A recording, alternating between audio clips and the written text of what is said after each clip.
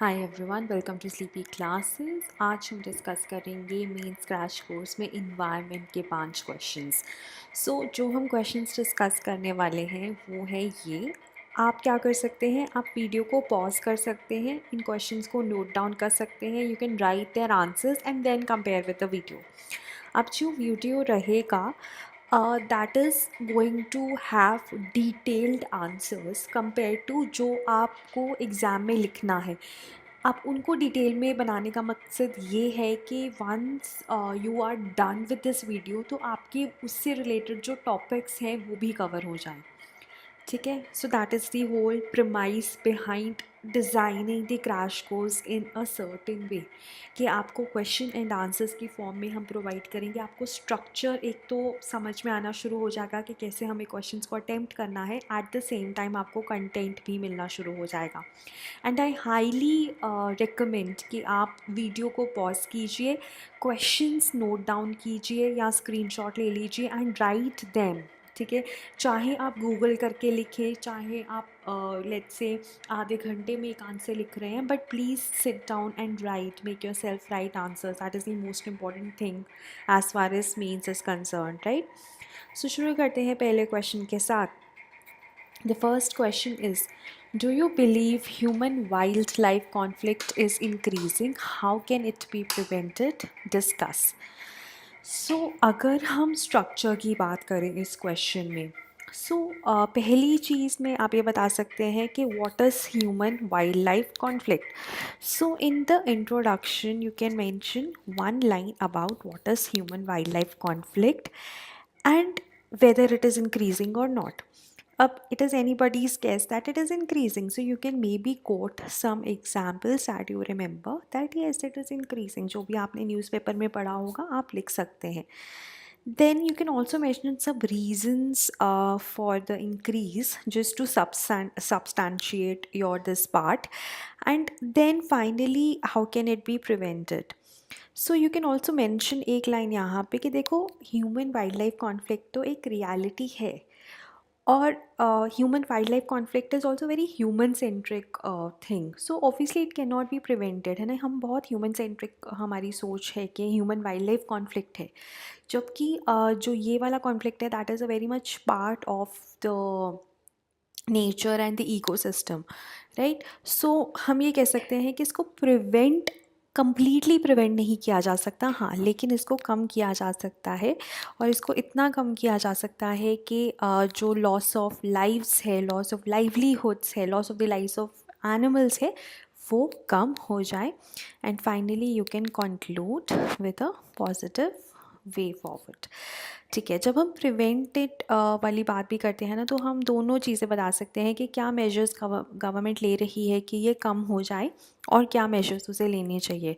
तो या तो आप इसमें वो वाला पार्ट लिख सकते हैं या फिर आप अलग से वे फॉरवर्ड और कंक्लूजन लिख सकते हैं। ठीक है, so this is the basic structure of this question. So let's start. So human wildlife conflict is when interactions between humans and wildlife lead to negative impact on both sides. यहाँ पे both sides कौन सी हैं? Human and wildlife through fear, injuries, death and loss of property or livelihoods. Now it's a double-edged sword because ये क्या करता है? Humans as well as animals दोनों के सर्वाइवल को लेकर ये थ्रेट है ना, ह्यूमन वाइल्ड लाइफ कॉन्फ्लिक्ट। अब इस कॉन्फ्लिक्ट की वजह से काफ़ी ज़्यादा एक्सटिंक्शंस भी हुई हैं, है ना। यू माइट हैव सीन के बहुत सारे animals they have gone extinct और देयर नंबर्स हैव रिड्यूस्ड। इसमें आप एग्जाम्पल वल्चर्स का एग्जाम्पल दे सकते हो, क्योंकि वो डिक्लोफिनैक पे फीड करती हैं तो उनके नंबर्स बहुत कम हो गए हैं। Then you can give the examples of cheetah, because of hunting and all उसके नंबर्स कम हो गए हैं। ठीक है, तो बहुत सारी ऐसी स्पीशीज़ हैं जिन they are on the brink of extinction because of this, and especially large mammals during the Pleistocene epoch have been attributed to this human wildlife conflict. So human wildlife conflict is older than recorded history, है ना। जब से humans हैं और जब से wildlife है they have been at loggerheads. But अभी ये बढ़ रहा है. आप देखते हो कि various elephants they die because of electrocution in various parts of Odisha. In fact Odisha जो है उसे ग्रेवयार्ड फॉर एलिफेंट्स कहा जाता है. देन 2018 में you might have heard about a tigress, a 6-year-old tigress Avni which killed 13 people and then was shot dead. So आप देख रहे हो कि दोनों के लिए, ह्यूमन और वाइल्ड लाइफ दोनों के लिए नुकसानदायक है ये. Then human leopard conflicts have been increasing substantially. Karnataka में 3-fold increase है. So ये कुछ examples हैं जो बताते हैं कि हाँ, human wildlife conflict is indeed increasing. Then what are the reasons for increase? So you can broadly define, give headings. पहला है rising population of humans and animals. अब ह्यूमन्स की पॉपुलेशन तो बढ़ रही है, जगह की कमी हो रही है, सो दे आर स्प्रेडिंग, है ना. उस वजह से क्या हो रहा है कि ग्रीन कवर डिप्लीट हो रहा है फॉरेस्ट में and the wild life is coming out and hence is in conflict with the जो भी वहाँ पे ह्यूमन इनहैबिटेशंस हैं. Encroachment of forest, blocking of natural wild life corridors for building roads. अब जो नेचुरल वाइल्ड लाइफ कॉरिडोर्स हैं वहाँ पे रोड्स बन रही हैं, वहाँ पे रिजॉर्ट्स बन रहे हैं. देन एक ये ना बहुत इंपॉर्टेंट चीज़ है ये वाली, कोलेटरल डैमेज ऑफ कंजर्वेशन. ये ऐसा मानते हैं कुछ लोग कि क्योंकि हमारा जो कंजर्वेशन है काफ़ी सक्सेसफुल है, उस वजह से एनिमल्स की पॉपुलेशन इंक्रीज़ हो रही है. इसमें सबसे ज़्यादा अच्छा एग्जांपल हम टाइगर्स का देते हैं कि टाइगर्स की पॉपुलेशन ऑलमोस्ट डबल हुई है. तो अब टाइगर्स ऐसे एनिमल्स हैं जिनको वास्ट एरिया चाहिए for hunting and for surviving, तो दे विल मूव आउट, है ना. तो अगर हम कंजर्वेशन कैरी आउट करते हैं तो उसका एक कोलेटरल डैमेज है human wild life conflict, right. I hope it is clear. Then habitat interference and fragmentation. Again वही वाली चीज़ कि पॉपुलेशन बढ़ेगी तो जो हैबिटेट इंटरफेरेंस और फ्रैगमेंटेशन होगी वाइल्ड लाइफ की, उसके रीजंस हो सकते हैं एग्रीकल्चरल एक्सपेंशन, फ्रिंजेस पे, फॉरेस्ट फ्रिंजेस पे फार्मिंग होती है. Large number of people are dependent on forests for their livelihood. Farming होती है on the forest fringes and then forest में बहुत लोग जाकर फॉरेस्ट प्रोड्यूस को कलेक्ट करते हैं. That is one of the reasons also which is responsible for human wild life conflict. Then again जो तीसरा पॉइंट है वो भी रिलेटेड है कि डिफॉरेस्टेशन बढ़ रही है, ठीक है, उस वजह से भी हैबिटेट डिग्रेडेशन हो रही है. Animals they don't have food and water in the forest, so they move out in search of their food and water and that is how they come in contact with humans, right. In fact transmigration of animals के basically animals बहुत group में move करते हैं, बड़ा group रहता है, और they have move to Madhya Pradesh जहाँ पे एलिफेंट्स नहीं थे because of the fact that they need food and water. Then developmental works, जैसे जो लीनियर प्रोजेक्ट्स होते हैं जो फॉरेस्ट से जाते हैं, which are responsible for this human wild life conflict, और इनफैक्ट जैसे रेलवे लाइंस हैं उस वजह से एलिफेंट्स उनके आगे आके मर जाते हैं, ठीक है. So that is also one of the reasons for human wild life conflict, right. Okay. Then legislations देखो, वाइल्ड लाइफ प्रोटेक्शन जो हमारी एक्ट है वो ये कहती है कि हमें ह्यूमन फ्री जोन्स बनाने चाहिए कंजर्वेशन अगर हमें करनी है एनिमल्स की. अब ये जो एक्ट है ना, इसमें ये प्रॉब्लम है कि जहाँ पे पॉपुलेशन कम हो, पॉपुलेशन डेंसिटी कम हो, वहाँ पे तो ऐसी लेजिस्लेशन सक्सेसफुल हो सकती है. जिन देशों में पॉपुलेशन डेंसिटी इतनी नहीं है वहाँ पे हम ये एक्सक्लूशनरी अप्रोच लगा सकते हैं. लेकिन जहाँ पे पॉपुलेशन डेंसिटी बहुत ज़्यादा है जैसे कि हमारा देश, वहाँ पे इतनी एक्सक्लूशनरी अगर हम लगाएंगे अप्रोच तो वो नहीं चलेगी, वो सक्सेसफुल नहीं होगी, ठीक है. So the idea should be कि जो कंजर्वेशन ऑफ एनिमल्स है वो ऐसी होनी चाहिए कि even if humans are involved, दोनों में से किसी का नुकसान नहीं होता. उसके बाद जो फॉरेस्ट राइट एक्ट है वो ये कहती है कि फॉरेस्ट ड्वेलर्स को वो राइट दे रही है कि वो फॉरेस्ट में जाके फॉरेस्ट प्रोड्यूस कलेक्ट कर सकते हैं. तो ये जो FRA है ये एक तरह से आप ये देख सकते हैं कि ये प्रमोट कर रही है कि आप जाओ और ह्यूमन एनिमल कॉन्फ्लिक्ट हो, ठीक है. सो जो हमारी लेजिस्लेशंस हैं ना, इनमें कुछ इनहेरेंट इश्यूज़ हैं जो कि रिस्पॉन्सिबल हैं ह्यूमन वाइल्ड लाइफ कॉन्फ्लिक्ट को इंक्रीज़ करने के लिए, right. Then next is how can it be prevented.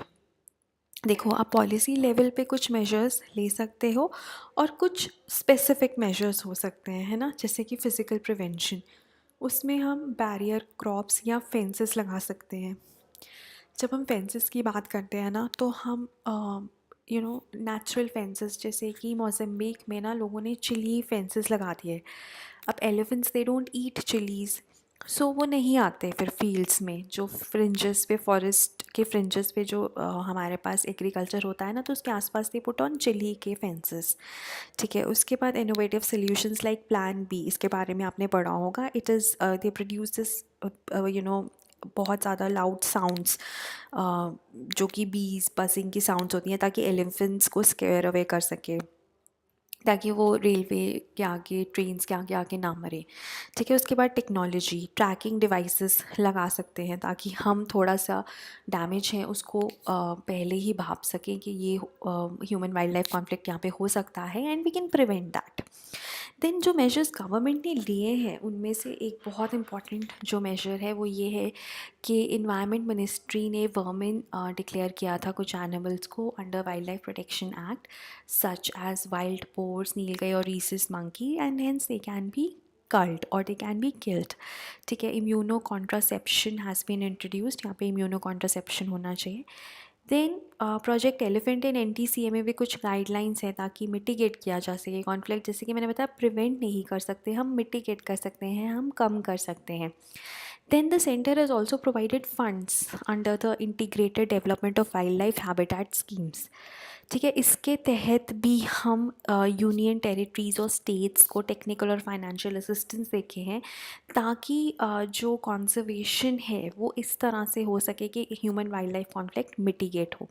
Similarly national wildlife action plan है, ये भी वाइल्ड लाइफ को प्रोटेक्शन ऑफर करता है। ठीक है, ताकि जैसे कि natural wild life corridors establish हो सकें, जो प्रोटेक्टेड एरियाज़ हैं उनको आपस में लिंक किया जाए, ताकि ह्यूमन इंटरवेंशन कम हो। ठीक है, सो अभी जो लेटेस्ट ड्राफ्ट है वो अगर हम अप्रूव हो जाता है, so that would be followed. Then compensation can be given. अब मोस्टली ना रिवेंज किलिंग होती है, जैसे कि आपने देखा होगा कि एनिमल ह्यूमन को मारता है, तो ह्यूमंस जो बाकी होते हैं उस एनिमल को मार देते हैं। ठीक है, सो ये रिवेंज किलिंग को, रिटेलिएटरी किलिंग ऑफ एनिमल्स को कम करना है। सो इसमें क्या होता है कि if a human gets killed, so the government gives them compensation, ताकि रिटेलिएटरी किलिंग ना हो उस एनिमल की। उसके बाद ये जो चीज़ें हैं ना, ये वे फॉरवर्ड में भी आप लिख सकते हो कि स्पेशियल एनालिसिस और मैपिंग कॉन्फ्लिक्ट हॉटस्पॉट्स के, जो कॉन्फ्लिक्ट हॉटस्पॉट्स हैं उनको हम मैप करें। ठीक है, and then interdisciplinary approach should be followed. Then it should be a part of national policies and strategies for wild life. जैसे हमारे पास डेटा नहीं है कि कितनी डेथ्स हुई हैं due to human wild life conflict in India, imagine वो data missing है, तो पहले हमारे पास वो डेटा होना चाहिए, तभी हम पॉलिसीज़ बना सकते हैं और बेटर कर सकते हैं। ठीक है, और दूसरी चीज़ ये है कि टेम्परेरी फिक्सेस पे ध्यान ना दे के एक प्रॉपर हमें एक रोड मैप होना चाहिए कि ऐसे हम ह्यूमन वाइल्ड लाइफ कॉन्फ्लिक्ट को मिटिगेट करेंगे। ठीक है, so we need coordinated and collaborative conservation actions. ठीक है, द आइडिया इज़ कि हम कॉन्फ्लिक्ट से कोएग्जिस्टेंस विद वाइल्ड लाइफ की तरफ जाएं। और एक ही हमारे एक्स प्राइम मिनिस्टर की लाइन है, जब वो फाइनेंस मिनिस्टर थे, कि we can not deforest our way to prosperity and we can not pollute our way to prosperity.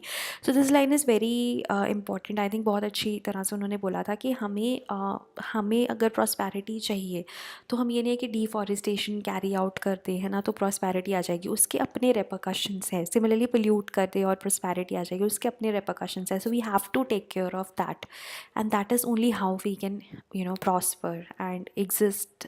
मतलब जब हमारा को एग्जिस्टेंस होगा नेचर के साथ, that is the only way we can prosper.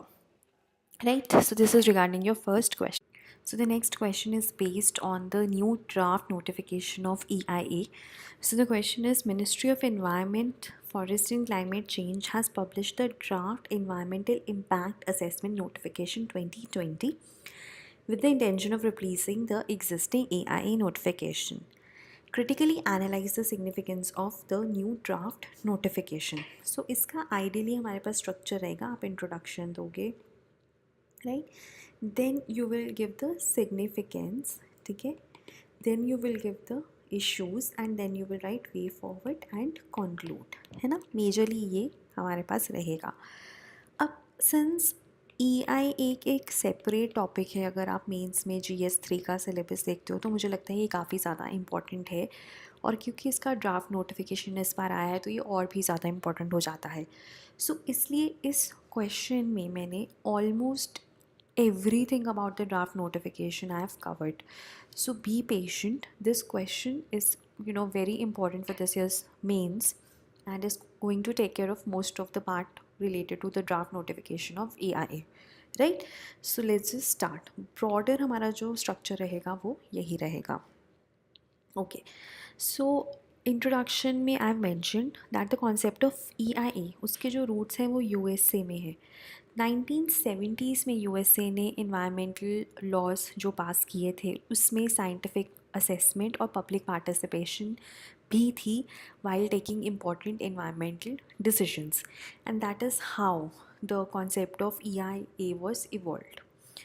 अभी इंडिया में क्या हुआ था, भोपाल गैस लीक डिज़ास्टर हुआ था 1984 में. उसके बाद इंडिया ने EPA एक्ट निकाला, ठीक है, और उसी के तहत पहला EIA नोटिफिकेशन 1994 में नोटिफाई किया गया, which placed a legal framework for regulating activities that access, utilize and affect natural resources.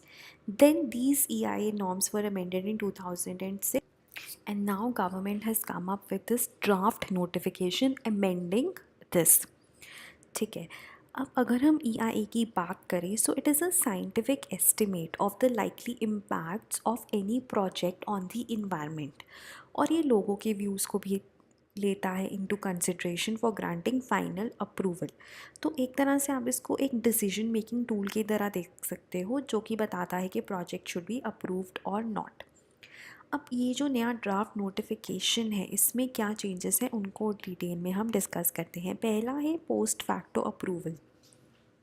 Post facto approval ये है कि clearances for projects can be awarded even if they have started construction. तो एक बार project शुरू हो गया है उसके बाद भी आप उसको अप्रूवल देख सकते हो. आइडियली ऐसा नहीं होना चाहिए. If initially before starting construction तभी जो प्रोजेक्ट है उसको क्लियरेंस लेना चाहिए, है ना. सो that is the important part, ठीक है. अब वो प्रोजेक्ट्स जो कि किसी इन्वायरमेंटल क्लियरेंस के बिना चल रहे हैं, ऑपरेट कर रहे हैं, they will have the right to seek approval from expert appraisal committee under the EIA as long as it is permissible by the law and follows the environmental norms. अब मैंने जो इस चेंज के साथ जो इश्यूज़ हैं ना वो साथ में ही लिख दिए हैं. एक तो स्पेसिफिक इश्यूज़ हैं जो एक एक चेंज के साथ एसोसिएटेड हैं और एक कुछ ब्रॉडर इश्यूज़ हैं. अब देखो अब क्या होगा, अब इसमें क्या होगा, कोई भी environmental damage that can be waived of, है ना. सो अभी क्या है, ओनली रेमेडी यही होगी कि आप फ़ाइन इम्पोज कर दो या पनिशमेंट दे दो, है ना. बट अब क्या होगा कि जो उसका इन्वायरमेंटल डैमेज है वो हो चुका होगा and you can not reverse the detrimental consequences. then it is in derogation of the fundamental principles of environmental jurisprudence and violation of precautionary principle.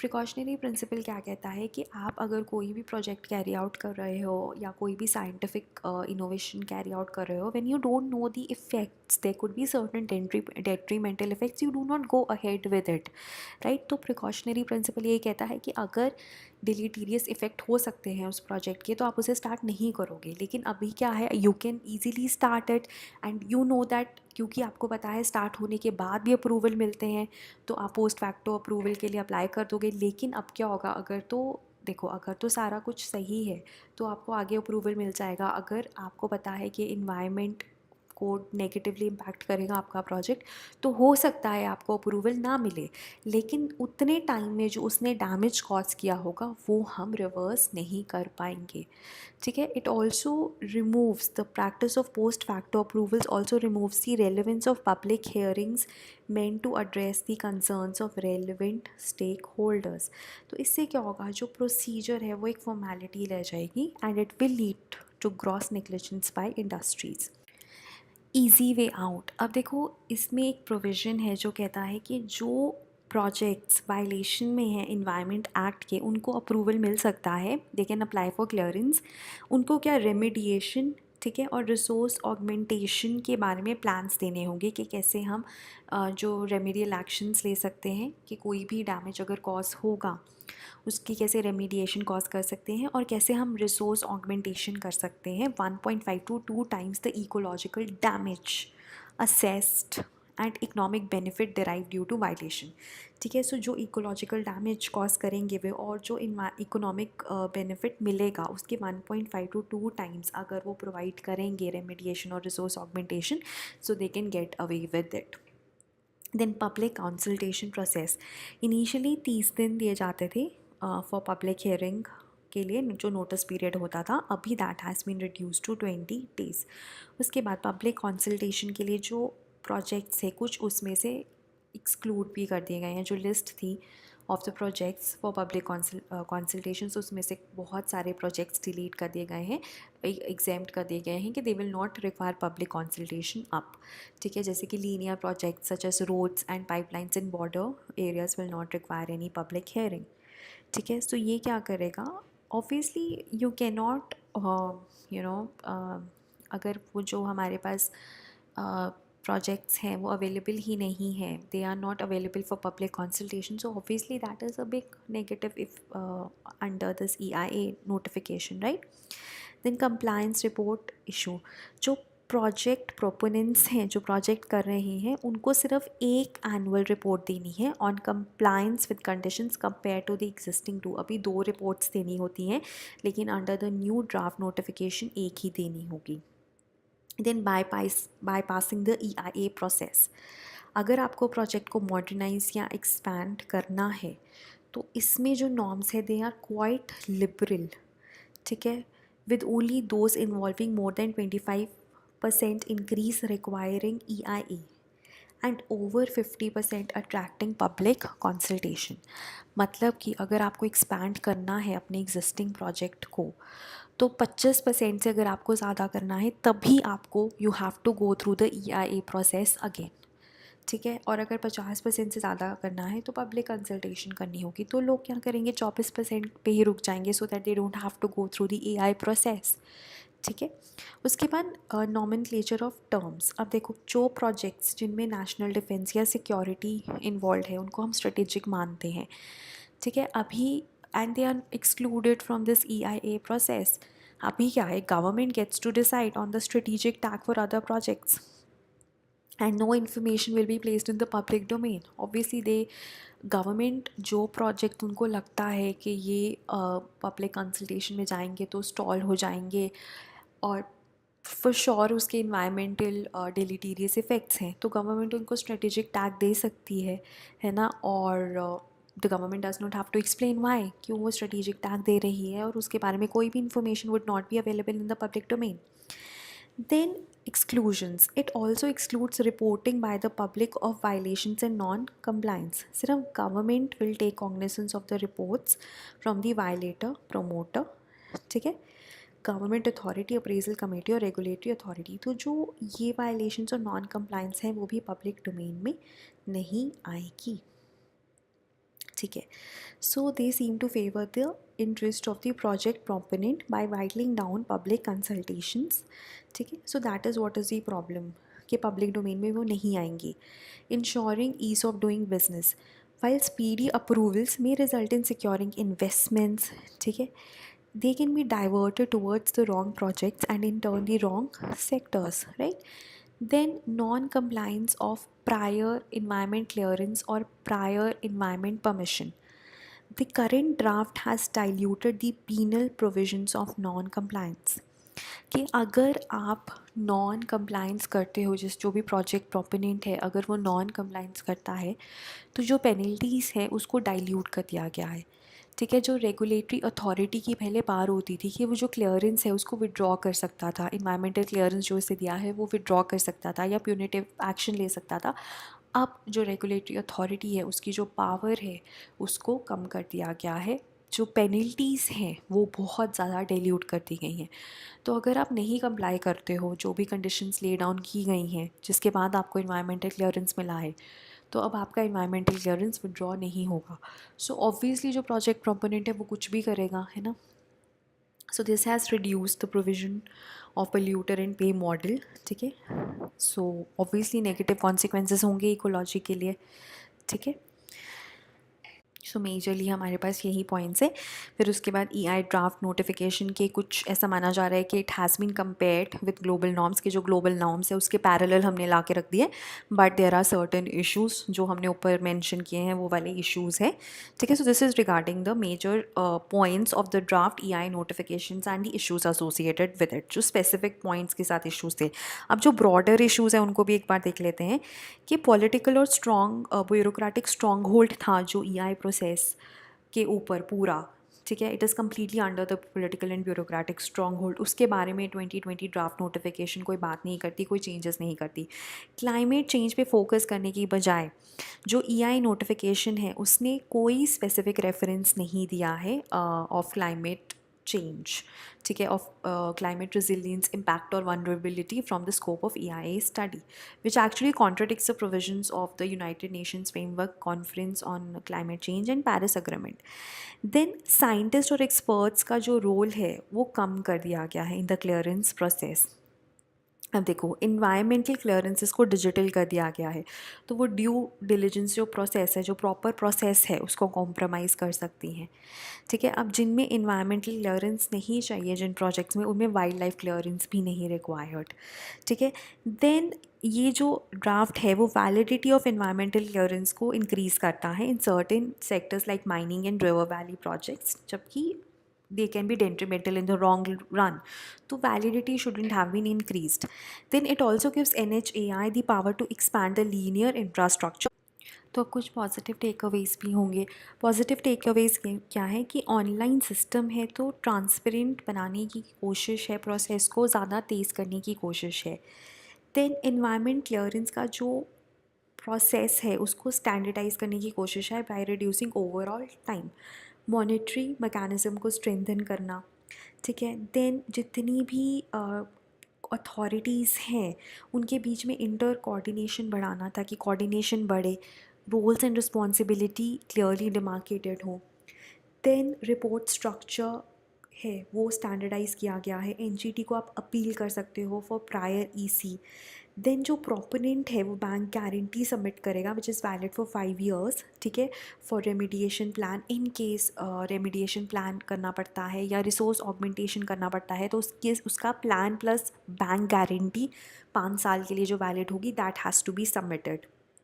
और अगर वायलेशन होती है, ठीक है, so remediation plan would start, ठीक है। अब देखो ये तो हो गई positive takeaways. Way forward की बात करें तो जो भी इश्यूज़ हैं उन्हें एड्रेस करना है, पोस्ट फैक्टो अप्रूवल्स और जो प्रायर ईसी है they need to be addressed, bureaucratic issues और ट्रांसपेरेंसी लेके आना, प्रिकॉशनरी प्रिंसिपल को इंक्लूड करना, प्रिवेंशन प्रिंसिपल को इंक्लूड करना, dissemination of all documents for public scrutiny, for local community scrutiny, ठीक है। उसके बाद लाइफ साइकिल कॉस्ट एनालिसिस, पूरी लाइफ साइकिल का कॉस्ट एनालिसिस होना चाहिए, क्लाइमेट चेंज को इंक्लूड करना चाहिए, ठीक है। पार्लियामेंट्री स्टैंडिंग कमेटी के जो व्यूज़ है दे शुड बी इंक्लूडेड।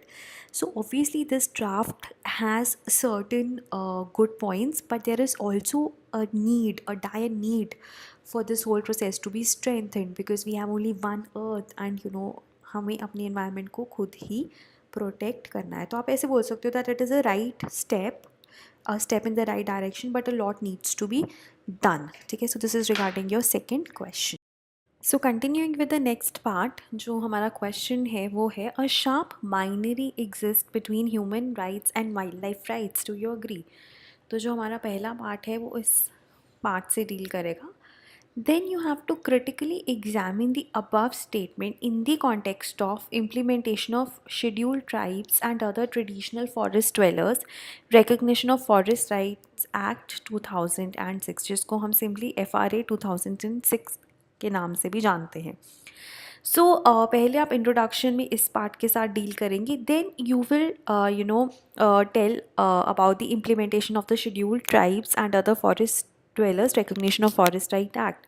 तो उसमें आप जो इम्प्लीमेंटेशन के पॉजिटिव्स हैं उनके बारे में बताएंगे और कुछ नेगेटिव्स भी होंगे, कुछ क्रिटिसिज्म भी होगा, कुछ कॉन्स भी होंगे, फिर हम उसके बारे में बताएंगे and then we will write the way forward and finally हम कंक्लूड करेंगे. So that is going to be the structure of this question. Now the thing is, अब ये कह रहे हैं कि a sharp binary does exist between human rights and wildlife rights. तो आपको इसको elaborate करना है. देखो पहली चीज़ आप may be you can explain पहले कि हाँ देखो बाइनरी एग्जिस्ट करती है और उसके बाद but we have to work out a solution जिसमें दोनों ह्यूमन राइट्स और वाइल्ड लाइफ राइट्स दोनों का ही फ़ायदा हो. अब बाइनरी कैसे एग्जिस्ट करती है, जैसे कि हम बात करते हैं कॉन्जर्वेशन की हमारे देश में, तो हमारे देश में conservation is a very exclusionary thing. हमने प्रीवियस अपने क्वेश्चन में भी डिस्कस किया है कि वाइल्ड लाइफ प्रोटेक्शन एक्ट कहता है कि जो प्रोटेक्टेड एरियाज़ हैं वो एक्सक्लूसिवली एनिमल्स वाइल्ड लाइफ के लिए होने चाहिए. That is what is our idea of conservation. लेकिन वहाँ पे कुछ ट्रेडिशनल फॉरेस्ट ड्वेलर्स भी होंगे, तो अगर हम उनको वहाँ से निकालते हैं, ठीक है, तो उनके राइट्स जेपर्डाइज होते हैं और अगर हम उनको रखते हैं तो वाइल्ड लाइफ के राइट्स जेपर्डाइज होते हैं. तो that is what is meant by that a sharp binary always exists between human and wildlife rights. ठीक है, अब जो हमारा पहला पैराग्राफ है उसमें इस बारे में बात की गई है कि जो हमारा कॉन्जर्वेशन है that is grounded in the fact that जो वहाँ पे ट्रेडिशनल लोग रहते थे, अगर उनके they have had strong economic and cultural relationships to the land and those relationships have somehow contributed in the conservation. ठीक है, सो ये एक चीज़ तो ये है और दूसरी चीज़ ये है कि जो रिस्पॉन्सिबल एक्शंस हैं, mindful of the right of others, ठीक है, when you consider the right of others you take responsible actions और उस तहत जो कॉन्जर्वेशन है वो भी हो जाती है और जो ह्यूमन राइट्स हैं वो भी कंजर्व हो जाते हैं. लेकिन ये भी हमारे देश में देखा गया है कि जब हम कॉन्जर्वेशन ऑफ बायोडाइवर्सिटी की बात करते हैं तो जो ट्रेडिशनल लोग हैं उनका एक्सेस टू लैंड भी जेपर्डाइज होता है, उनके access to natural resources jeopardise होते हैं and they are the ones which are उनको वहाँ से निकाल दिया जाता है then may be to be rehabilitated in some area but then they are removed and they are most vulnerable. ठीक है, सो दोनों ही एस्पेक्ट्स हैं कि अगर हम ये वाला एस्पेक्ट देखें कि दोनों को एग्जिस्ट कर सकते हैं और अगर हम ये वाला एस्पेक्ट देखें कि नहीं, अगर हम उनको वहीं पे रहने देंगे, जो ट्रेडिशनल ड्वेलर्स हैं उनको वहीं पे रहने देंगे तो कहीं ना कहीं हमारी कॉन्जर्वेशन जेपर्डाइज होती है, तो वाइल्ड लाइफ राइट्स जेपर्डाइज होते हैं और अगर हम उनको वहाँ से निकाल देते हैं तो ह्यूमन राइट्स जेपर्डाइज होते हैं. तो वो बाइनरी को बहुत अच्छे से इस पैराग्राफ में आप समझ सकते हैं, लिख सकते हैं.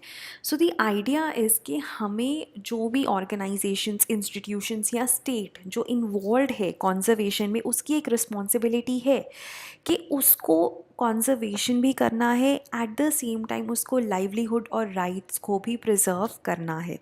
ठीक है, सो इसी के तहत हमारी जो FRA थी वो पास की गई थी.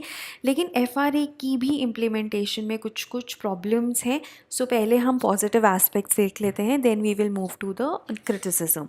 देखो पॉजिटिव एस्पेक्ट्स में ये था कि कम्युनिटी फॉरेस्ट राइट दिए गए थे. So it recognises the rights of the gram Sabha over forest land, है ना, ग्राम सभा का राइट है over the forest land within the traditional boundaries of a village और even seasonal use of landscape in case of pastoral communities. तो villagers का पूरा हक है कि वो माइनर फॉरेस्ट प्रोड्यूस को कलेक्ट कर सकें, उसको यूज़ कर सकें. ठीक है, everything they can do besides timber and they can also use grazing land, water bodies etc. ठीक है, सो ये जो डिसाइड करता है ये ग्राम सभा ही करती है. देन अगर if it gives the gram Sabha the right to protect and manage their forest which will help in conserving the wild life as well, है ना. तो आप समझ रहे हो कि वो जो बाइनरी है वो काफ़ी हद तक FRA at least on paper FRA ने ख़त्म करने की कोशिश की है. देन जो FRA है वो क्लियरली स्टेट करता है कि जो कम्युनिटी फॉरेस्ट राइट्स हैं वो विलेज फॉरेस्ट पे तो अप्लाई होती ही हैं, एट द सेम टाइम जो रिजर्व्ड फॉरेस्ट हैं, जो प्रोटेक्टेड फॉरेस्ट हैं, और वाइल्ड लाइफ सेंचुरीज और नेशनल पार्क्स में भी अप्लाई होते हैं। देन इट अपहोल्ड्स लेजिस्लेशन, क्योंकि जो आर्टिकल 19 है और जो आर्टिकल 46 है, दोनों को ही ये अपहेल्ड करता है, उस दोनों के जो ऑब्जेक्टिव्स हैं उनको फर्दर करता है। So it is balancing the interest of the forest dwellers eight the same time protecting the forest and ensuring forest conservation and preservation. So it has tried to solve the dichotomy between the forest dwellers and conservationists, right? Then rehabilitation. आप देखो अगर ये तो एक तो है insight rehabilitation का provision है, उसके अलावा अगर आपको कहीं और रहना है, it also provides alternative land in case where STs and OTFDs have been illegally evicted or displaced from their forest land without receiving legal entitlements। ठीक है, तो रिहैबिलिटेशन के राइट्स भी प्रोवाइडेड हैं। Then it also includes tribes, it provides inclusion to the tribes. ठीक है, अब अगर हम इश्यूज़ की बात करें, ऑब्वियसली इस एक्ट की इम्प्लीमेंटेशन में there are a lot of issues, तो उनको हम डिटेल में डिस्कस करें। पहला जो मेजर इशू है वो है different criteria for STs and other traditional forest dwellers. ठीक है, अब देखो इसमें ऐसा माना जाता है कि जो वर्डिंग है एक्ट की, उसमें काफ़ी एम्बिग्विटी है और उसकी वजह से ओटीएफडीज़ को काफ़ी नुकसान हुआ है। No they are required to prove continuous residence और dependence in the areas being claimed. ठीक है, for 3 generation, that is at least 75 years. अब 75 ईयर्स पहले क्या होता था, जो एरियाज थे दे वर अंडर प्रिंसली स्टेट्स और zamindars and there was no सर्वे और लैंड डेमार्केशन, नो गवर्नमेंट रिकॉर्ड्स। सो उनके लिए बहुत मुश्किल हो जाता है प्रूव करना कि वो वहीं बिलोंग करते हैं। So these are equally deserving communities, but because they are not able to produce documentary evidence to support their claims, उनको नहीं मिल पाता इस एक्ट का benefit, right? Also, there is no national level data on FRA implementation for OTFDs. Then intra-society dynamics, ये भी बहुत at play है। जो नॉन ट्राइबल्स हैं, they are being treated as outsiders in forested areas and particularly in scheduled areas, because वहाँ पे इनके लिए स्पेशल लॉज नहीं है जैसे कि ट्राइबल पॉपुलेशंस के लिए हैं, तो इनको आउटसाइडर्स की तरह ट्रीट किया जाता है by the society, by the people, by the tribals. Then lack of adequate representation. Now हमें पता है FRC which is form by the gram sabha to initiate the process of recognition of forest right, it does not provide the adequate representation, it does not have adequate representation for schedule caste. जो forest rights की committee है जो कि ग्राम सभा बनाती है, जिसके तहत लैंड राइट्स दिए जाते हैं, उनमें एससीज़ को रिप्रेजेंटेशन नहीं मिलती है FRC में, तो रिज़ल्ट क्या होता है, एससीज़ को उनके लैंड राइट्स भी उतने नहीं मिल पाते। Then there is also use of violence especially towards Dalit forest dwelling communities. Then there is this transparency issue. तो अब ऐसा माना जाता है कि there is complete lack of transparency right from panchayat data on claims filed to records on the status of claims. ठीक है, area in claims versus area in title, reasons for rejection, pending claims. तो जो भी ये चीज़ें हैं different involve in the land rights, उसमें transparency हर एक चीज़ में मिसिंग है। देन ऐसा भी माना जाता है कि पॉलिटिकल विल इतनी नहीं है, ठीक है, as far as the implementation of this act is concerned, because अगर राइट्स दिए जाते हैं फॉरेस्ट ड्वेलिंग कम्युनिटीज़ को, तो जो ईज़ ऑफ डूइंग बिजनेस है वो थोड़ा सफ़र करता है, और इस वजह से पॉलिटिकल विल भी थोड़ी मिसिंग है। और रिहैबिलिटेशन में क्या है कि देखो डिस्प्लेसमेंट हुई है ट्राइबल्स की, but at the same time उनकी rehabilitation has not been very successful. Then erosion of tribal identity is seen in terms of the extinction of tribal dialects and languages has been seen. Then there is also degradation of environment, ठीक है, through destruction of forest and a rapidly shrinking resource base. और उस वजह से tribal women have been harmed also, which are actually directly dependent on this on these resources. Then awareness में कैसा है कि tribal communities को पता ही नहीं है कि act क्या है, उसके फीचर्स क्या हैं और उसको कैसे वो यूज़ कर सकते हैं to secure their livelihoods. Then new policies, अभी ना जैसे कॉम्पनसेटरी फॉरेस्टेशन एक्ट आ गई, ड्राफ्ट फॉरेस्ट पॉलिसी आ गई, so these are the ones which are diluting और contradicting this act. Then there's lack of coordination between tribal revenue and forest departments on the implementation of the act. Then another important point is ineffective documentation, कि जो हमारे पास baseline और periodic progress data होना चाहिए जो कि हमें बताएगा कि कितना एक्चुअल में इम्पैक्ट हुआ है इम्प्लीमेंटेशन का, इम्प्लीमेंटेशन बढ़ रही है या कम हो रही है, वो है ही नहीं, कोई भी रिलायबल डेटा नहीं है हमारे पास. Then bureaucratic delays, interdepartmental conflicts, bureaucratic unwillingness, and lack of information and publicity, they have hampered the implementation of Act. Then there is also encroaching on rights, कि इसमें ऐसा बताया गया है कि जो फॉरेस्ट डिपार्टमेंट है वो कभी कभी क्या करता है, टोटली जो सेटलमेंट प्रोसेस है उसको वीटो कर देता है, राइट्स को वीटो कर देता है, overturning the decisions reached by gram sabha. ठीक है, जबकि उसका जो रोल है वो सिर्फ सुपरवाइजरी रोल है. ठीक है, सो जो हमारे पास फॉरेस्ट डिपार्टमेंट है वो भी इंक्रोच कर रहा है on the rights of the ग्राम सभा. ठीक है, सो ये हमारे 15 क्रिटिसिज्म हैं of FRA. Mostly everything has been touched. अगर आपके पास इसके बावजूद कुछ पॉइंट्स हैं तो आप लिख लीजिए, और अगर एग्ज़ाम में टाइम कम है just right on the bureaucratic delays. ठीक है, इंक्रोचिंग ऑन ऐसे लिख दो आपके forest department encroaching on rights of the gram sabha instead of their supervisory role. तो एक एक लाइन में लिख दो, ये थोड़ा इसलिए एलैबोरेट करके लिखा है ताकि समझ आ जाए पढ़ने वाले को. देन वे फॉरवर्ड, देखो वे फॉरवर्ड में जो भी क्रिटिसिज्म है उसको हम ठीक करने की बात करते हैं कि कुछ राइट्स कॉन्फ्लिक्टिंग है, they should be negotiated. Then हम बात करते हैं कि rights articulated globally but local context में भी तो पता हो ना, they must be realised in local context. Then जो peoples right to self determination should be given. Cultural rights जो है, जेंडर इक्वालिटी, ये सब भी, इनके सब का भी हमें ध्यान रखना है. सस्टेनेबल डेवलपमेंट प्रमोट करना है, इक्विटेबल बेनिफिट शेयरिंग प्रमोट करना है, community based natural resource management की तरफ बढ़ना है. देन जितने भी इंडिविजुअल फॉरेस्ट राइट्स या कम्युनिटी फॉरेस्ट राइट्स के क्लेम्स हैं जो पेंडिंग है या रिजेक्टेड हैं उनको रिव्यू करें और तेज़ी से रिव्यू करें. Then regular meetings of district and sub division level committees, gram sabha को और कैपेसिटी बिल्ड की जाए उसकी. देन कम्युनिटी फॉरेस्ट इंटरप्राइजेस को सपोर्ट करने के लिए there should be institutional mechanisms. NGO को आप लेके आ सकते हैं. देन जितने भी लेजिस्लेशन और पॉलिसीज़ हैं उन सबको अलाइन किया जाए ताकि वो एक दूसरे को कॉन्ट्राडिक्ट ना करें. And finally you can conclude कि ठीक है, हम मानते हैं कि ह्यूमन एक्टिविटी ने डिस्ट्रक्शन कॉज की है इन्वायरमेंट की और एक्सटिंक्शन ऑफ स्पीशीज़ भी कॉज की है, बट एविडेंस ये भी है कि अगर फॉरेस्ट कंजर्वेशन कम्युनिटी लेड हो तो वो काफ़ी ज़्यादा सक्सेसफुल रहती है. And we should work on these synergistic processes, collaborative processes, ताकि हम लैंड्स को मैनेज कर सकें, जो हिस्टोरिकल रॉन्ग्स हैं उनको एड्रेस कर सकें और कंजर्वेशन अचीव कर सकें, और जो बाइनरी एग्जिस्ट करती है वाइल्ड लाइफ और ह्यूमन राइट्स के बीच में उसको भी ख़त्म कर सकें. Right, so moving on to the next question. ये क्वेश्चन थोड़ा सा सिंपल है. So the next question is, climate change is a challenge to India's food security. Critically discuss the above statement. So इस क्वेश्चन में पहले हम introduction में explain करेंगे कि कैसे क्लाइमेट चेंज बढ़ रहा है और इंडिया की फूड सिक्योरिटी जेपरडाइज हो सकती है.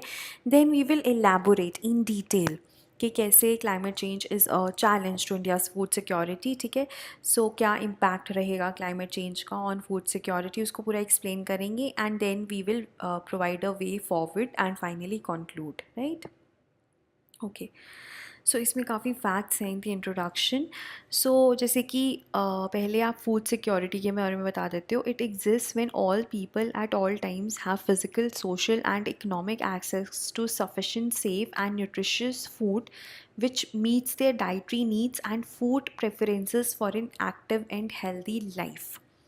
ठीक है, इंडिया में फूड सिक्योरिटी एक हाई प्रायोरिटी इसलिए है क्योंकि 25% दुनिया में जो हंग्री लोग हैं वो इंडिया को बिलोंग करते हैं, और इंडिया में सबसे ज़्यादा नंबर है of stunted and wasted children. India की जो पॉपुलेशन है वो और बढ़ने वाली है. It is going to reach 1.64 billion by 2050. So we will need more food even if we have to provide food at status quo, है ना। अगर हमें फूड सिक्योरिटी अचीव करनी है तो हमें काफ़ी ज़्यादा खाना चाहिए, और क्योंकि क्लाइमेट चेंज हो रहा है तो जो नंबर है फूड ग्रेन्स का, जो प्रोडक्शन है वो थोड़ी तो इम्पैक्ट होगी, एरिया कम होगा, वो वाले सारे रीजंस होंगे, तो food security might get jeopardized. So agriculture and food production are likely to be significantly affected by climate change. Yield of major crops could decline by 25%. और आईपीसीसी की रिपोर्ट ने भी यही बोला है कि फूड सिक्योरिटी जो है वो थ्रेटेंड है, and it is also threatened not only because of climate change but because of rising population also, and that too in India, क्योंकि इंडिया एक ऐसा देश है जिसमें काफ़ी ज़्यादा नंबर्स बढ़ेंगे आने वाले सालों में। ठीक है, so that is about the introduction.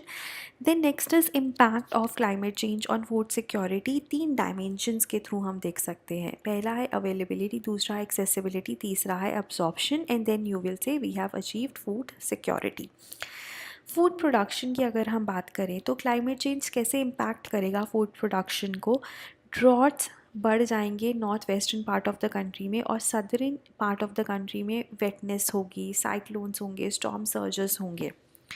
Significant increase in the variability of monsoonal rainfall. अभी भी जो मॉनसून है वो काफ़ी वेरिएबल होते हैं, उनका सही से प्रेडिक्शन नहीं किया जाता, कभी कभी फेल हो जाते हैं जो प्रेडिक्शंस हैं। उसमें जो वेरिएबिलिटी है इंटर एनुअल, मतलब साल दर साल, और एक साल में जो मॉनसून्स हैं उसमें जो वेरिएबिलिटी है वो और भी ज़्यादा बढ़ जाएगी, तो प्रिडिक्ट करना मुश्किल हो जाएगा, और जो क्रॉप्स हैं, जो स्टैंडिंग क्रॉप्स हैं, उनको भी काफ़ी नुकसान पहुंच सकता है। Then water availability. देखो जो फूड पोल ऑफ इंडिया है, पंजाब और Haryana, they are already suffering from water scarcity, and climate change will further cause disruptions due to erratic rainfall, और इनफैक्ट जो हमारा रिवर्स हैं दे माइट रन ड्राई क्योंकि glaciers are melting at a faster pace. Then ground water resources पे भी pressure होगा for irrigation, and there is going to be a mismatch between demand and supply of water, and that is definitely going to have far-reaching implications on the food grain production. Then access, अब इसमें ये बताया गया है कि 200 से 600 million more people could suffer from hunger by 2018. This is by the 4th assessment report of IPCC. ठीक है, सो ऑब्वियसली अगर हम कह रहे हैं कि 200 से 600 मिलियन लोग हंगर से सफ़र करेंगे तो काफ़ी बड़ा नंबर है, और साउथ एशिया में ये प्रॉब्लम और भी ज़्यादा ग्रेव है, and there will be a 62% increase in severe stunting in South Asia by 2050। So climate change क्या करेगा कि जो फूड सिक्योरिटी में हम इम्प्रूवमेंट्स कर रहे थे उनको भी ड्रास्टिकली रिड्यूस कर देगा, because maybe we will have technology, ठीक है, और एक्सेस भी बढ़ सकता है लोगों को खाने को लेकर, लेकिन जब प्रोडक्शन ही कम होगी सो एक्सेस ऑटोमेटिकली कम हो जाएगा। Then it will also amplify कि जो हमारे पास प्रॉब्लम्स हैं या वेरिएशंस हैं as far as length of the growing season is concerned, higher frequency of extreme events that will also increase, ठीक है। सो बेसिकली जो आउटपुट है वो काफ़ी ज़्यादा कम हो जाएगी, फार्मर की नेट इनकम कम हो जाएगी और प्रोडक्शन कम हो जाएगी, तो एक्सेस कम हो जाएगा पूरी दुनिया का। Then food absorption, it will also lead to reduction of production and consumption of certain foods which are critical in the diet of poor rural and indigenous people, such as fish, fruits, vegetables and wild foods, ठीक है। Nutritional quality of food will reduce, right. So obviously जो हमारी proteins और minerals की consumption है वो कम हो जाएगी, so that is also very important part of food security. Hidden hunger या माइक्रो न्यूट्रिएंट डेफिशिएंसी काफ़ी ज़्यादा इंक्रीज़ हो जाएगी, and you will also see newer forms of pest and diseases which will affect human health and lower the capacity to utilise the food effectively. So way forward क्या है कि जो हमारे पास हम कैसे स्टेप्स ले सकते हैं कि हम फूड सिक्योरिटी को इंश्योर करें। सबसे इम्पॉर्टेंट है climate resilient farm practices.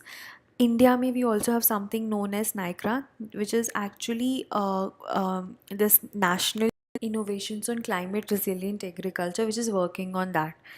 Then the other thing is that we need to have water efficiency, water use efficiency. We need to have nutrient efficient crop varieties which are tolerant of temperature and precipitation fluctuations. Then agricultural policy focused on increasing crop productivity, है ना, वो वाला, developing safety nets to cope with the risk of climate change, and four pronged strategy for water sector के in irrigation efficiency improve करनी है, micro irrigation लेकर आना है, इसके लिए भी गवर्नमेंट की बहुत सारी पॉलिसीज़ हैं. Water resource infra planning, restoration of water bodies in rural areas, and above all, just to create awareness amongst the people of the country about the wastage of food, है ना, वो वाली सारी चीज़ें भी हमें इंश्योर करनी है. तो मल्टीपल लेवल पे हम इंश्योर कर सकते हैं कि क्लाइमेट चेंज का इफ़ेक्ट फूड सिक्योरिटी पे कम से कम होगा तो है ही. देन लास्ट क्वेश्चन भी काफ़ी सिंपल है. कोविड-19 has added to the challenge of plastic pollution, critically discuss.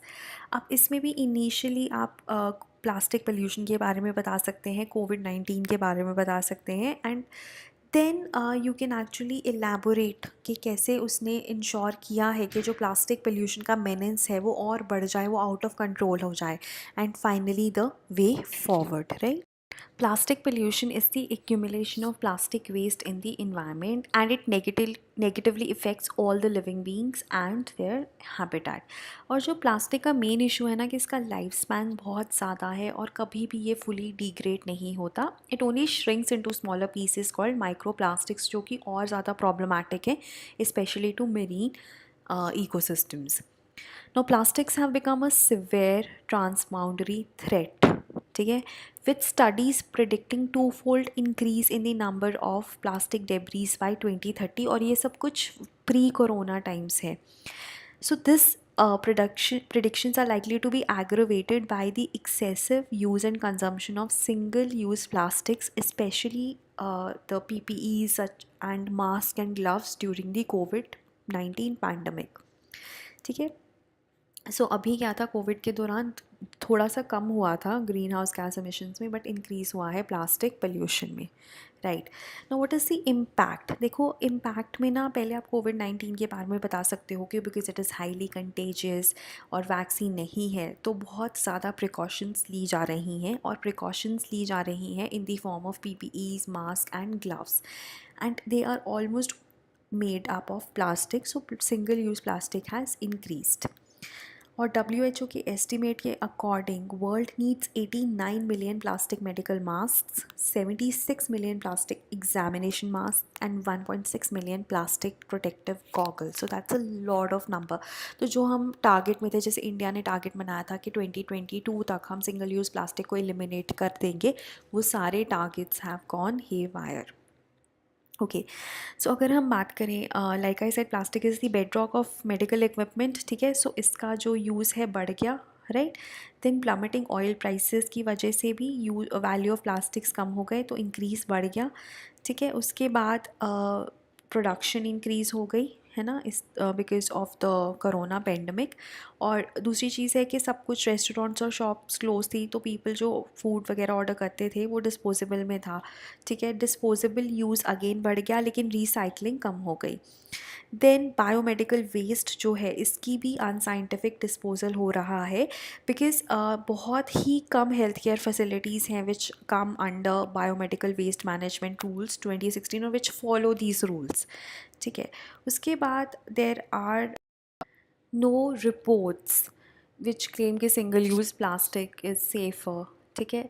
और UNEP ये कहता है कि जो स्पिल ओवर इफ़ेक्ट्स हैं they are going to be around 40 billion each, $40 billion each year, right.